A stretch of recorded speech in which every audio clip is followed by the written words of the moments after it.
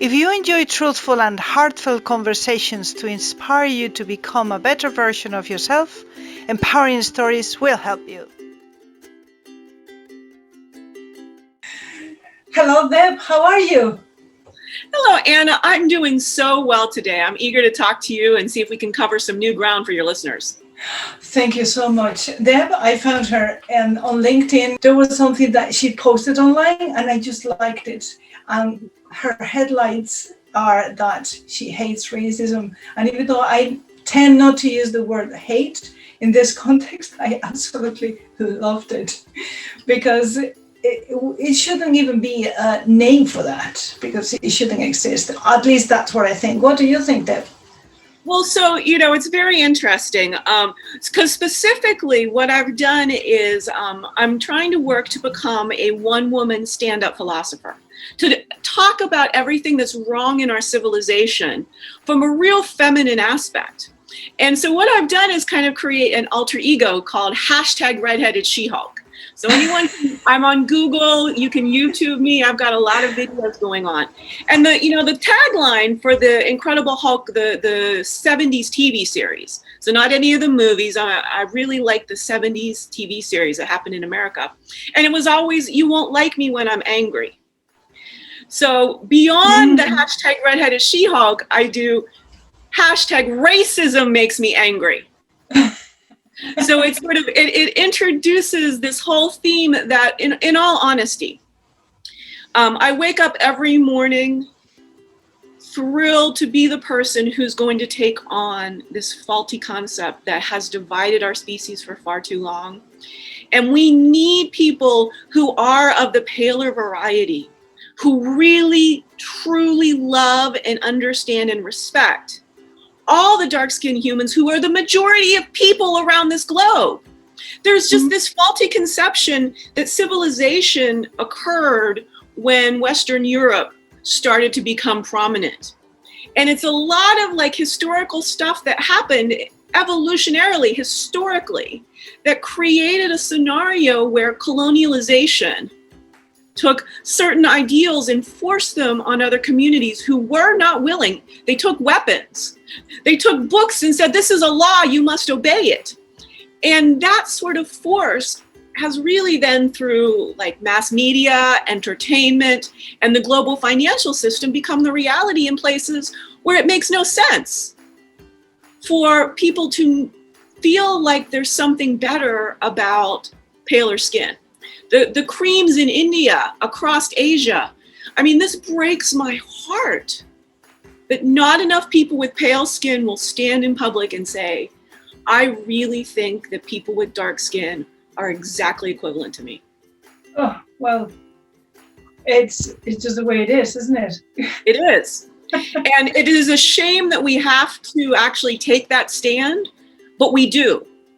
Those of us who were of the heart-centered variety, who never got the delusion of white superiority, we acted as if... You could be on the winner's side, so to speak, just because your skin is pale. Just because. And, it is a point in time where we cannot assume that people can see our heart. We must speak through our voice. And that's why I immediately accepted it. You said, I just want to give women places to speak their truth.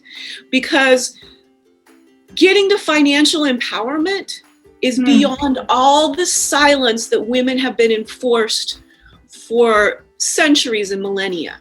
We've got to use our fierce love, our determination, the way that most mothers would literally die for their kids.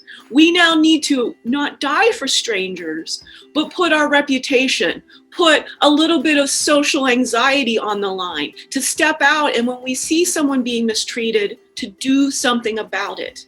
Whether it's nothing but saying, redirect the conversation to love. Right? Going directly at hatred or greed or any of these things is war. You know, it's a very, it's a either or, it's a challenge. But as women, we can step in and just put an arm around somebody or stand alongside somebody and say, no, it's not acceptable for you to speak in that manner to that person.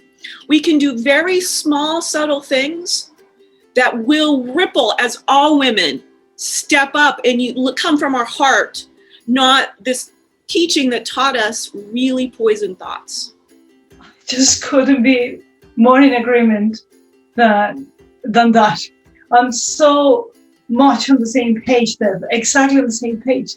And actually, I was thinking, when you were talking, I was thinking, what did I do with my kids when they were small? Well, number one, because I'm from Spain, I'm Hispanic. So that's a race which I didn't know that I had until I read a book. And it's like, oh my God, in the US, they would consider me as white. What? That was the first time that I had the notion that maybe I'm not white after all, even though I thought I was. And even though I love black skin, my favorite color of skin is black. My favorite color of hair is red. Those two don't mix together. Sorry about that, but that's what I like the most, right? And with my kids, what you were saying, instead of when they were fighting, don't do this. That's not the way to do it. Don't fight with your brother. Don't hit him. I used to divert their attention. And I think that's what you were talking about when you're saying, let's go through our feminine side and with our feminine energy, which is embracing and loving. Let's give an alternative. That way they can choose. Do you prefer to do this? Do you prefer to do that? And they think that they have that choice, which they do actually, but it could be diverting rather than they don't fight, because what they hear is fight. It's exactly it. And it's a very feminine way. It's, again, thinking about being the teachers and just mothers as teachers, not formal instruction, making people memorize things. But the way we work as women is to build consensus, is to integrate things. Now, I'm going to be contrary because that's what I get to do. You're slightly incorrect. Black skin and red hair do occur together. Oh, really? I'm delighted to hear that. So I am the woman. I'm the little redheaded girl, which is a Peanuts reference, who's going to get to grow up to teach the world that part of the way through this is to realize we're all Africans. Well, I am African as anybody who's in Africa right now, ancestrally. Humans didn't arrive in South America to create the Inca civilization. They didn't beam down.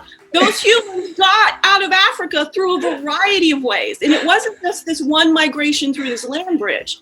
Early Africans went on rowabout. How do we have Aboriginal Australians? Africans went on rowabout. Interesting. They didn't just grow by themselves, right? They didn't come down. We have no information that says humans arose in different places independently.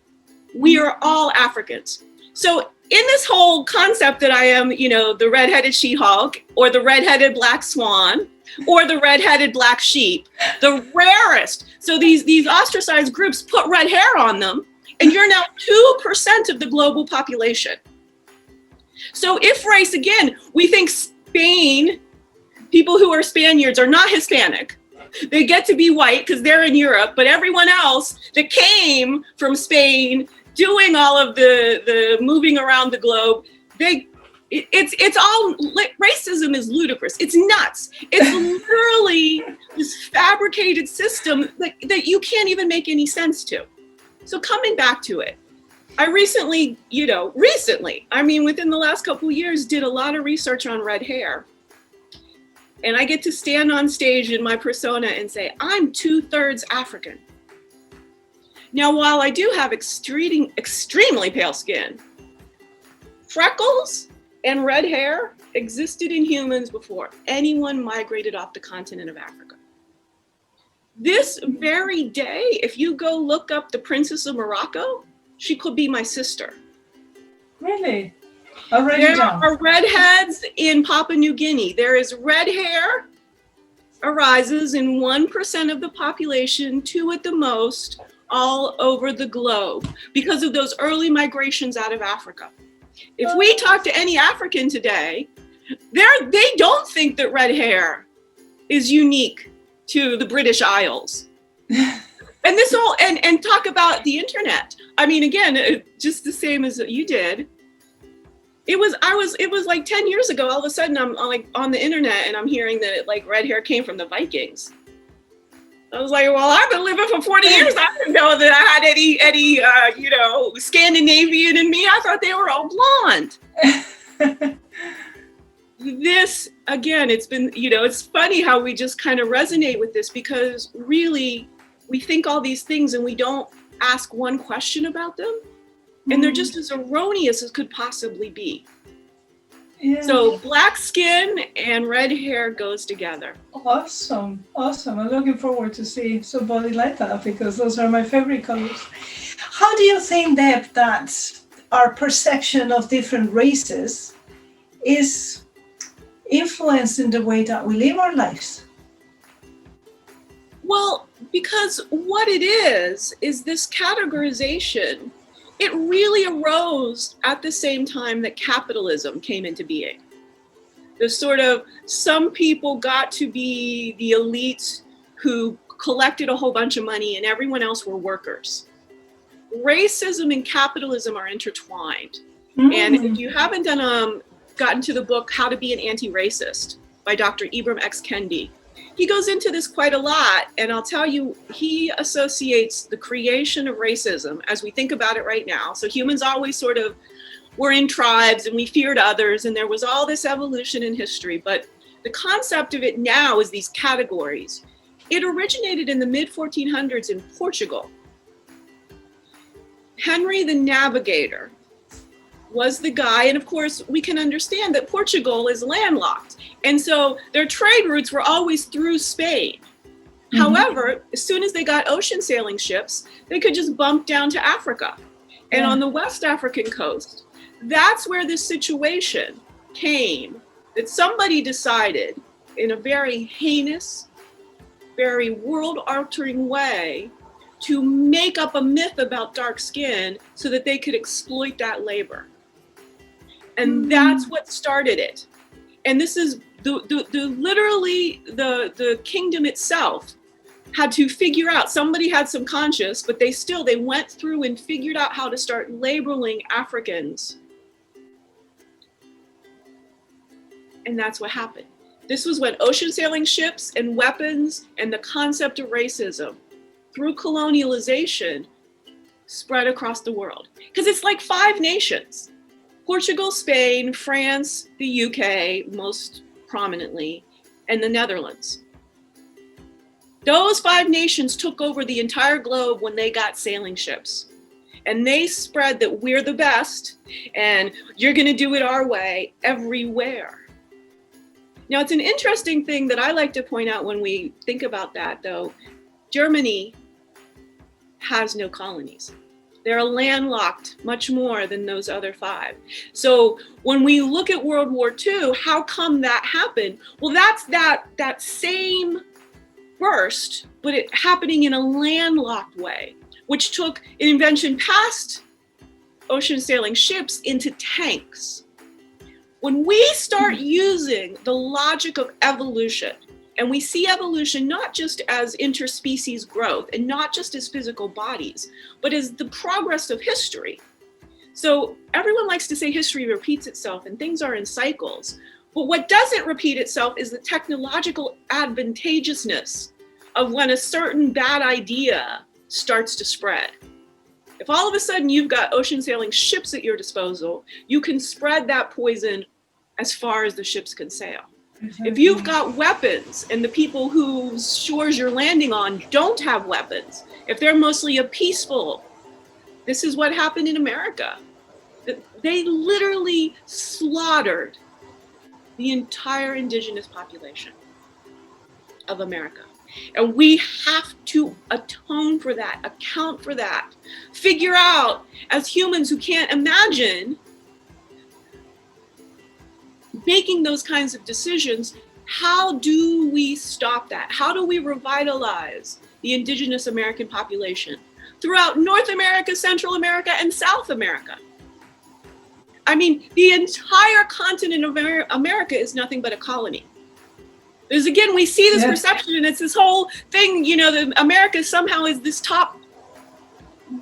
We were like the last colony. We were the redheaded stepchild colony. We were, you know, but at the time, when the time happened, was when industrialization could basically create a nation, a continent this size from scratch.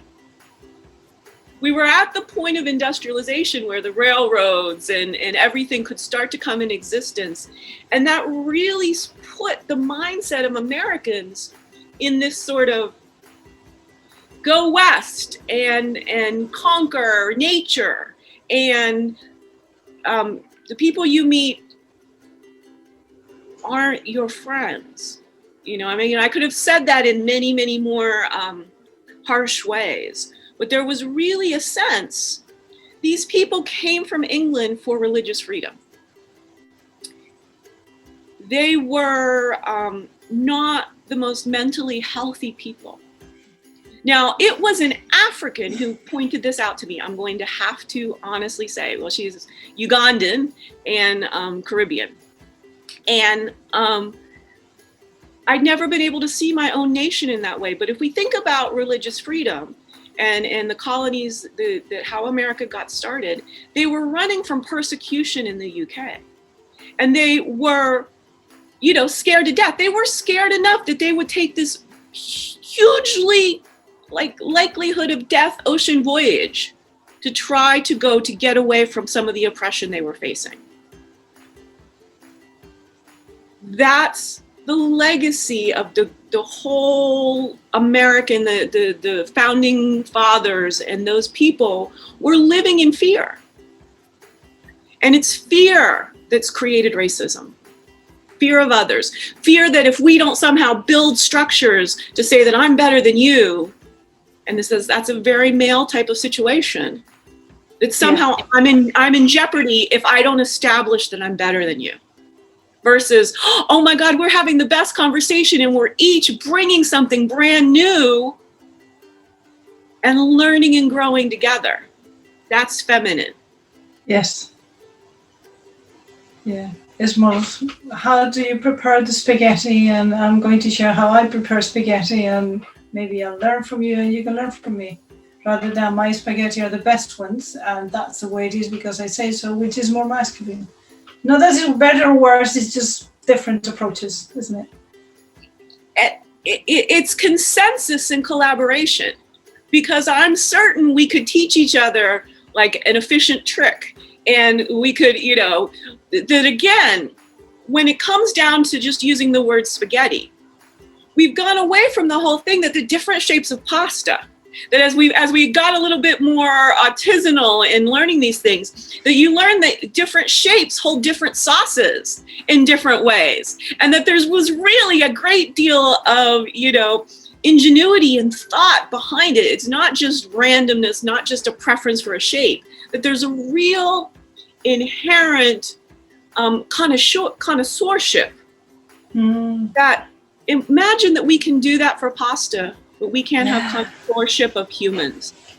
When everybody is adding and adding and adding and adding, rather than fighting and trying to be above the others. Wow, massive. How do we have connoisseurship of food, but not of actual living humans? In my case, again, in my world headquarters, I am very, very, my whole life attracted to Africa, to Africans, to the concept of evolution. And it really, it was, I operated my life, and I've just finally realized that almost nobody goes about thinking that they are ancestrally an African. And that is one of the ways that we can start coming at racism, not from fighting, not from demonstrating, but from uniting as a whole globe. Yeah. And it's such a simple, honest, I mean, again, it's really, the power is in finding that root place where we're all the same. And it exists time and time again, whether it's gender, which is a big one, you know, that there are differences in gender that we have to deal with, but also those differences in gender should not mean a difference in salary doing the same work. It means one of us may be able to have a child and one of us may not, but when we're doing a job, whether you're able to have a child or not is not relevant to being an accountant or a computer programmer. It's simply, this is again this way where we have these categories and then we start attributing things to them that only favor a certain elite kind of person. Anyone who's not collaborative wants to go ahead and try and establish I'm better than you in some way. And that just leads to nothing but the chaos of the world we live in. Yes. I'm thinking of a video that I watched some time ago. It was a YouTube video, and there was a group of many people of many different races from many different countries all together. And they were analyzed their DNA.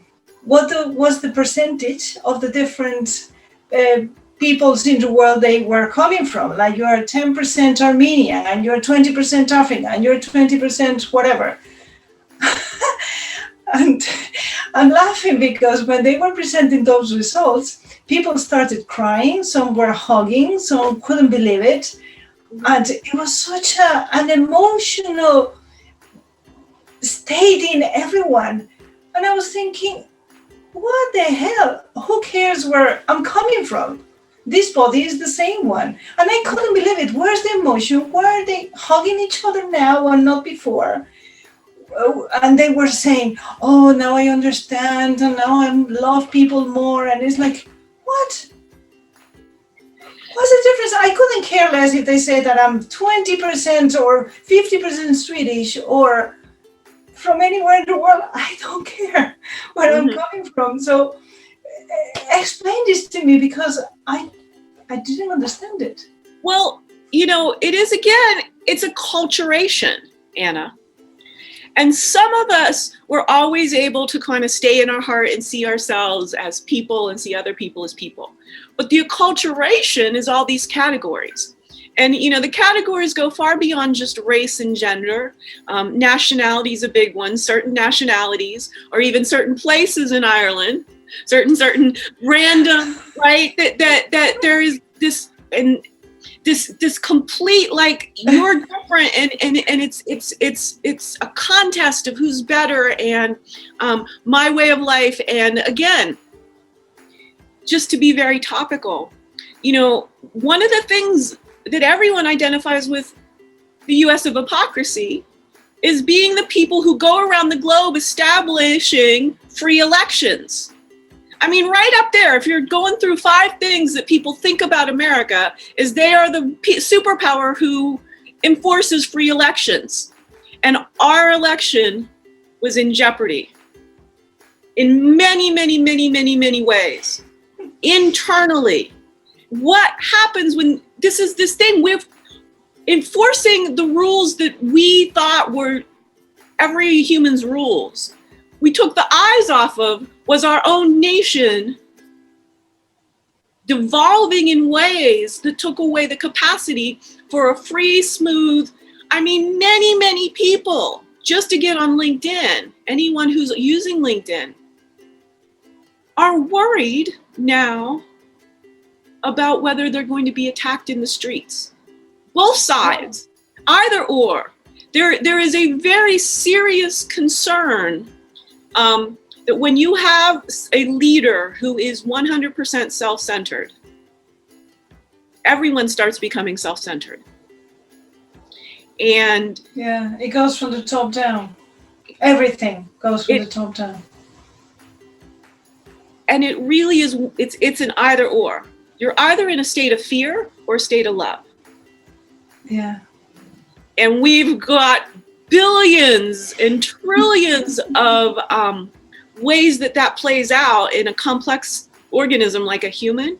But in essence, you're either open, and love, of course, again, we get into this concept of romantic love, and then love starts, but motherly love, sisterly love, love for the curiosity of finding out about a stranger on a podcast. We have to take the word love and really see it as citizenship, global citizenship. In the time of a pandemic, if all 7.8 billion of us do not unite, that virus doesn't discriminate in any way, shape, or form. Yeah, for me, love, and correct me if I'm wrong. Well, no, because it's the way that I say it. It's just about seeing the beauty in the other person, and everybody's got some beauty somewhere, somehow. That's what this is about. And what can I do for you? That's how I see love. And that's all it is. Whether I know you or I don't know you is irrelevant. How can I add value to you? mm-hmm. That's all I see. That's love for me, isn't it? It really is again, that to come back and to take away from it's simply romantic love or parental love is love is attraction. Again, not in a sexual way, in a curiosity way. So, we had just had, read a few bits of each other's words and said, this is just going to be a fun collaboration that many other women might learn from. Other women who perhaps hadn't thought, I'll go on LinkedIn and I can meet somebody doing something who I can both collaborate with, and in many ways we rise together. Exactly. This model is love. It's professional love. And I see so many people, arguing or just throwing down emojis and good posts and things like that. If I put a comment in, I'm going to put some thought. I'm going to put some effort. I'm going to try to come at it and offer something that nobody else has talked about on that post so far. It's really very much a labor of love. It's time that I don't get compensated for. And that's why, again and again and again, if I had to say I hate anything, it's capitalism. It's the economic dominance of people with money over people with less money is the root of all evil. Not money itself. Money is just a concept. We used to exchange seashells. Then we exchanged gold. And I actually did an improv bit on YouTube Live if anyone wants to find it out, because I'm thinking about cryptocurrency. I'm thinking about a way to implement a universal UBI, giving everyone what they need for the basics. Because think about it, all of this abundance on my watch, 1/3 of humans still struggle with clean water. Yeah. The World Health Organization has determined by 2025, 50% of the world's population will live in water-stressed regions. Water is a fundamental need for humans every single day of their lives. And in all this abundance, in the super yachts, in the buying corporations, and in all this game, we've allowed humans to need to walk 7 miles every single day just to get water. And those humans mostly are women. And they're mostly denied education because in order to stay alive, they're the ones going to the wells and bringing the water back. This is what's wrong with our world, the topsy-turviness. When you set up a game that allows some people to win billions and billions of dollars under their own name, and they don't have any, they're only responsible for their corporation, for their shareholders. They forget to remember that nobody has yet solved giving every human water on this planet. It's shameful. Adequate nutrition. Well, what's happened is the Industrial Revolution and all of using petrochemicals to farm, it's decimated Africa and India. It's made them more desert than they actually ever needed to be. Having to pay the money for fuel, for fossil fuel that has to be pulled out of the ground, has to be shipped places, that puts money in pockets. If that's what you need to do agriculture, you set up a system where the bulk of the continent of Africa does not have adequate nutrition. Even though it is the largest continent, it is a huge landmass. And if it was sustainably used as agriculture in a cyclical way, if we hadn't killed so many of the animals for humans wanting to build stuff, Africa can absolutely return, and in fact will probably leapfrog America, because they've got people to feed. They have got to figure out how to keep people alive. And now that they're coming into the digital world, I really think, and we've gotten rid of having outside governance. Most countries in Africa are independent. That very soon we are going to see a resurgence of the African continent as a very life-centric place where decisions are going to be made to stop paying attention to the oil and gas industries running of their country. We're almost done with the oil, right? It's a good thing in some ways that the virus has happened, because we don't have to let peak oil become this situation of widespread disasters. We've all stopped traveling. We're not just flying willy-nilly just because. The whole airline industry is about to collapse. They cannot have had enough operating capital to be dealing with this effectively. We're going to see where we start communicating virtually a lot more, but that we need airlines so that families can get together. We've all dispersed so much that families are on multiple continents, even core families. And we can't let airlines go extinct, but we also have to learn how to be much more mindful. And I also know for a fact, like Richard Branson's Virgin has used coconut oil for fuel. I think it only goes, maybe like a third of the flight, there was some sort of converter and some sort of this, but there are ways to do this. I'm telling you, solar energy we have a movie here, I don't know if you know of it, The Graduate, with Dustin Hoffman. Oh yeah, many years ago. Yeah, so in the early 70s, and it was basically, the line was plastics. And plastics have ruined our globe. I mean, we have so much plastic in our oceans that we are killing the supplies of fish that we use to create so much free nutrition, But if I was today to say, what's plastics? It's solar energy. Solar is the future. Africa's got nothing but sun. That's one of the reasons that I really do believe that somebody's going to see that and is going to change. Let's figure out how to marry digital money with solar energy. And that's the future. Because that's abundance. The sun, again, is not going out until we're really at a very... it's going to take a while, yeah. Yeah, and so the sun's not going out, and the digital realm is abundance. There's just no limit on what we can create digitally. We can literally, again, if we think about this correctly, money's a concept. There's all this scarcity mindset with the men. There's this whole thing, we need to have states, we need to have weapons to enforce, well, this is my money and you can't take it. I was listening to a podcast of Tim Ferriss's, very masculine, this concept of money is driven by masculinity. But even blockchain and the cryptos, they just replicated these paradigms that men see the world that women don't see. And when I look at digital currency, what I see is we can just start doing it. We could literally just start saying, here's $50,000 or the equivalent for every human across the globe for a 3-year transition period. We can freeze assets, freeze debts, and let every human figure out what they can do with a basic livable wage. We would absolutely evolutionize this planet. People would get to do what they want to do.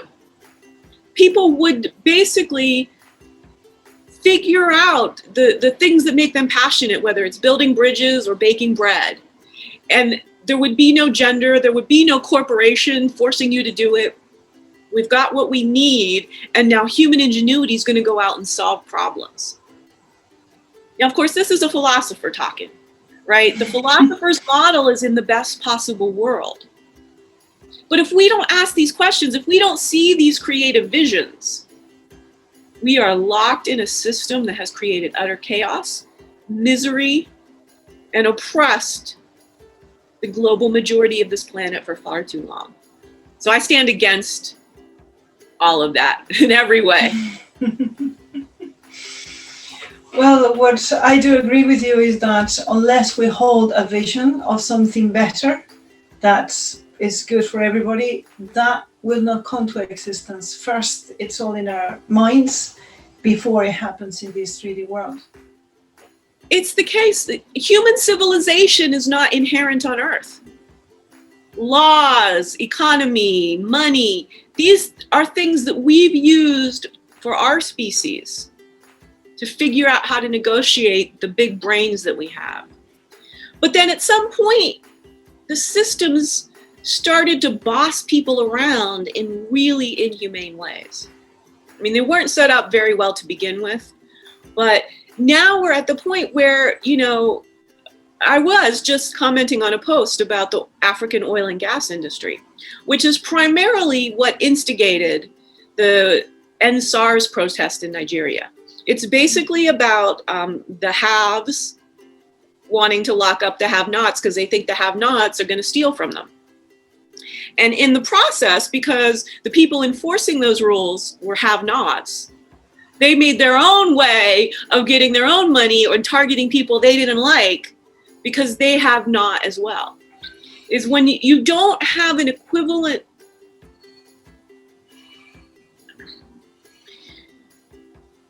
When you set up a world where the minimum wage is $15 an hour, but in a capitalistic society, and in where I live in Seattle, in order to be a single adult and rent your own apartment, you need to make at least $40 an hour. What happens? Homelessness, poverty is literally the output of a capitalistic society. When there are no checks and balances to capitalism, that's what's tearing our world apart right now. Is individuals cannot, life force is the most precious thing on earth, and human thought, right? Okay. And here we are working pro bono, right? We're quite used to it, and this is very exciting for us. But in a much more perfect world, all of these podcasts, think about across the whole globe, the amount of podcasts and of course video conversations and such and so forth, and they're happening pro bono on the speculative, completely self-financed that somehow, some way will reach somebody. Now, you and I, of course, are trying to reach minds and hearts, not pocketbooks and wallets. But in a certain way, if we didn't have enough security, we couldn't do this. Oh, not at all. If we were waitresses, if we were younger in our careers, if we had just come out of college, these kinds of things, it's impossible for the economy to function the way it does today. I agree. And so these big questions are things that we need a few more public intellectuals thinking broadly, bringing up concepts like I do, going from, the history of humankind to racism to all these kinds of things. I believe that philosophy is the catalyst to give people skills to think differently. And that's how we change the world. If we keep thinking in the same old models, we think that the systems that exist can only be incrementally changed. Yeah. But they can literally disappear again, like apartheid did, like the Berlin Wall did, like the Arab Summer. And again, the instability in America has a chance of being one of those kinds of massive revolutions. But I'll round up on a heuristic, which is basically like a problem-solving methodology. So as a philosopher, I don't want to tell anyone how to think. Because again, everyone's become life coaches and everyone's telling people what to think. And social media is it's advice. I can't tell you. I mean, in coronavirus, I'm asking for help and I get advice. And this is happening across the globe. We're asking for help and we get advice. We're set back on our own recognizance. But I asked for help because I didn't know how to do it. And I didn't ask, can you teach me how to do it? But can you do social media marketing for me, for instance? Everyone wants to create strategies that I can do myself. Well, I don't have the time. I'm over here creating philosophy. I don't want to be the person who does the marketing. I need an extrovert for that. Time and time again, it's advice, not help. So here's how we want to think about this. We live in a 1 + 1 = 2 world. The math of stuff, the math of counting. And I'm here to disrupt that completely with one simple equation that will ultimately be as famous as E = mc². Now, 1 + 1 = 2, this is not an either or, that I can prove to you that 1 + 1 = 3. You can still keep the whole framework of 1 + 1 = 2 and counting math and all that that brings, all of the science, the building bridges, the flying to Mars. But there is a reliable context happening every hour across the entire globe where 1 + 1 = 3. And I so far have convinced absolutely everyone, 100%, including many men, many PhDs of very rigorous mechanical minds, that they've missed something. There is a math of life. 1 + 1 = 3, and it takes me 9 words. That's how you know it's truth. When it is so simple, that it is foundational. The math of life is 1 man + 1 woman = a third baby. 9 words. And that's reproduction. The most complicated machine that has ever been created on planet Earth, the human body, comes from nothing. From thoughts, love, urges, and intense collaboration. True. This is how I'm going to be a world evolver. It's taking all of those broken mechanical models of lack and scarcity and showing that abundance is very real. And it is very much what humans are intended to do. Continue birthing ideas. We birth ideas as much as we birth babies. And then we have to put in the effort to raise those ideas. But if we don't see that creativity is the most valuable skill any human should ever be compensated for, which we stop doing. We stop teaching creativity. We stop having the arts in our kids' schools. We've stopped seeing that as anything but something that the rich can afford. And then that means that only a few artists get recognized for their work. When I'm asked the meaning of life, it's for each person to create their own perfect life based on their soul, based on what they love to do. And we shouldn't be niched into accountancy. Like there's just a few, programmers, accountants, and public servants. We should all be making our own combination of things. I should have this kind of stuff where I do math in this place and pull it all together. And that's what #redheaded She-Hulk is all about. Creating my own career as a wise feminine philosopher. And then talking about, with rage, the unfairness of the world. Is the Incredible Hulk is one of those superheroes that, again, on the TV show, he was a neuroscientist. And he got accused of, there was a fire and somebody died in the lab when everything happened, and the creature was accused of murder. So the guy had to go around the country completely penniless, trying to find other scientists to talk through his ideas about how to heal himself. And just to leave you on the most poignant thing, I actually am dead broke and nearly homeless. I'm inventing a way to get out of that situation because the framework of our country doesn't pay for thinking, for the capacity to think clearly. It's completely uncompensated in our society. And I really think philosophers are going to be the next life coaches. Life coaches are really practical, and they're really like about the motivation, and they're really about creating a process and everyone following it. Well, we see what that's created. Lots of good, but some really heinous stuff. When we all learn to think for ourselves, when we can take that heuristic of 1 + 1 = 3 and have it right there, when we're stuck on something and we go, is there a way I can create something brand new out of nothing? Are there 2 ways that I can think about this? And then a third. What's that third way of thinking about something beyond the either or, but using if, then, therefore?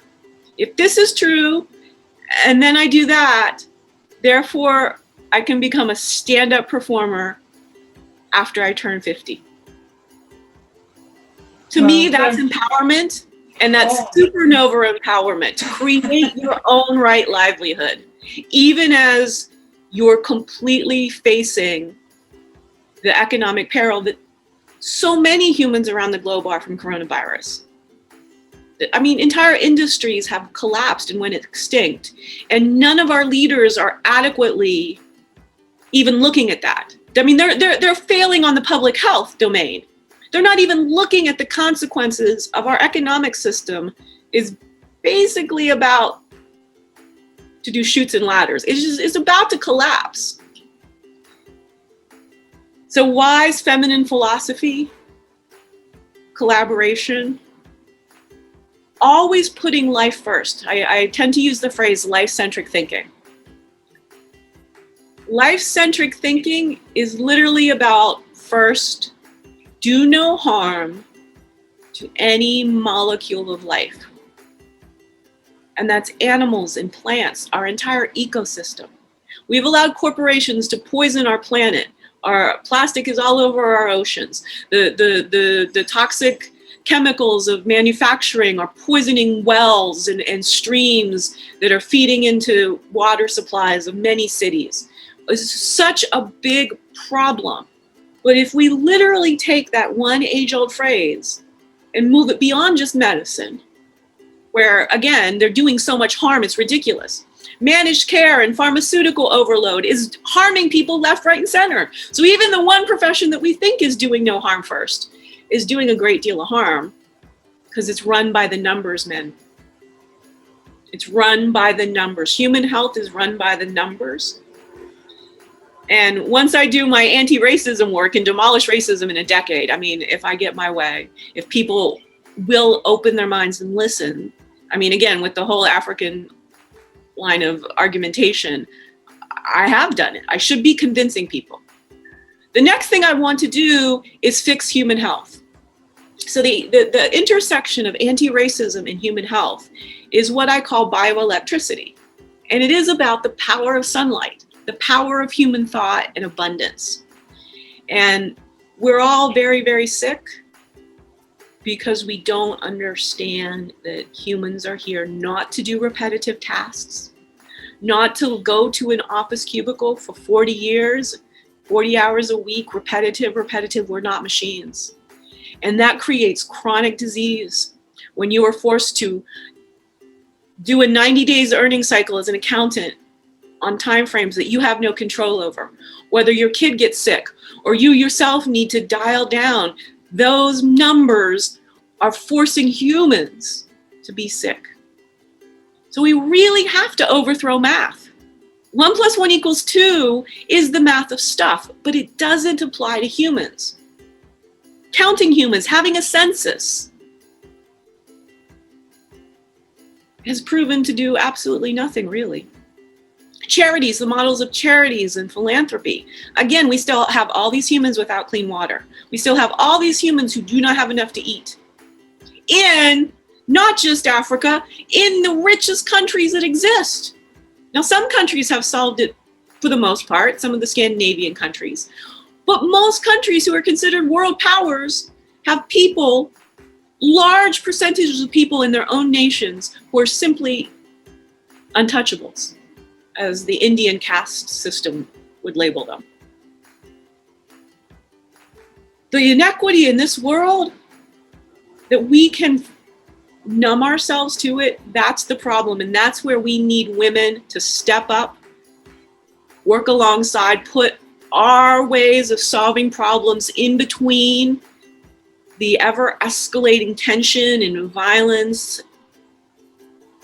And it takes meeting women like we've done here, Anna, to round this up. Seeing that across the globe, women are the power of the future.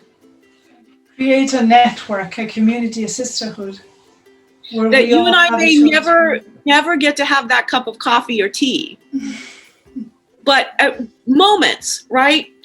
5 to 10 moments in the future of our life, we're going to remember this one conversation. And whether it continues, it goes on, or whatever, it's altered us in some basic way. That we now, if I'm having a struggle, I remember seeing you having this conversation and feeling that we were the same in all of our differences and having really no background about each other. At this moment in time, we're choosing to use our voices to spread love. And that's all we really need to know about each other. Exactly. But knowing that each other exists helps each of us when we're faced with that, doing things the old way, or having the courage to step up and say, can we just stop for a minute and see if there's actually a new way to invent whatever it is we're trying to solve? That's the power of womanhood. Yes. Oh, yes, sister. It's been lovely talking to you. Thank you so much for arranging this conversation. Thank you so much. Thank you so much. When people want to find you, then Red-Headed She-Hulk? Yes. So a number of ways. I do spend most of my time on social media on LinkedIn under Deb Helfrich, my real name. Hashtag Redheaded She-Hulk is my stand-up philosopher persona, and I'm working to get a web series sponsorship. I have hashtag Wellbeing Philosophy, and that's going to be where I spread the basic foundations of heuristics like 1 + 1 = 3, and in a lot of this rethinking about our civilization. And I have a website, www.insightsoccur.com, and that's my online home. Fantastic. I'll write all that down underneath the video. Perfect. So everybody can reach you.